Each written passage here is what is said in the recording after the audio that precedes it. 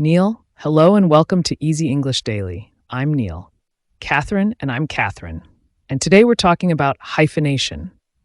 Neil, hyphens, those little signs like dashes that we use in writing to join two words together. Catherine, yes, like an old-fashioned. There's always a hyphen between old and fashioned. So let's start with a clip from Brian. He's a news reporter and he's reporting from a high school about an election. Think about this question while you're listening. How does Brian describe the young people at the school? Here's Brian. Brian, I asked some 18-year-old students at this secondary school how they're voting in this year's election. They're all hardworking young people. 22 of them are undecided and are likely to make a last-minute decision, but a sizable group say today's politicians are not well respected and their attitudes are out of date. Back to the studio. Neil? So we asked you, how does Brian describe the young people at the school? Catherine, and the answer is, he says they are hardworking. That means they work hard. Now, there are lots of compound adjectives like hardworking that we make with an adjective or adverb like hard, plus a present participle like working. And we always write them with a hyphen, so hard hyphen working. And we can make compound adjectives in other ways too. Listen to this clip for 3 more examples. At this secondary school, how they're voting in this year's election. 22 of them are undecided and are likely to make a last-minute decision.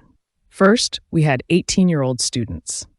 18-year-old is an adjective made from 3 words joined together with hyphens. When we write age before a noun, we use hyphens. 18-year-old. Catherine, exactly. And it's the same with numbers. For example, we write the phrase a 2-door car like this. Neil, a 2-door car. But that's only for numbers before the noun. If you write the students are 18 years old, you don't need hyphens. Now the second compound in that clip was 22. And the rule is always use hyphens in numbers from 21 to 99. 20-1, 290-9, good. Now the last compound adjective we had there was last minute. The students were going to make a last-minute decision. And that's the adjective last plus a noun minute joined with a hyphen. Now for another clip, listen out for some more compound adjectives. A sizable group say today's politicians are not well respected and their attitudes are out of date. Well respected, that's an adverb.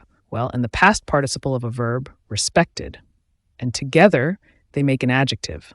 And the 2 parts of the adjective need a hyphen when we write them before a noun. So, it's a well-respected politician with a hyphen. Well-respected politician. Yes, but in a phrase like the politicians were well-respected, we don't use a hyphen because the adjective comes after the noun, not before. And that rule is the same for 3-word compound adjectives like out of date. So the phrase out of date attitudes has hyphens because the adjective is before the noun. But the phrase their attitudes are out of date doesn't have hyphens.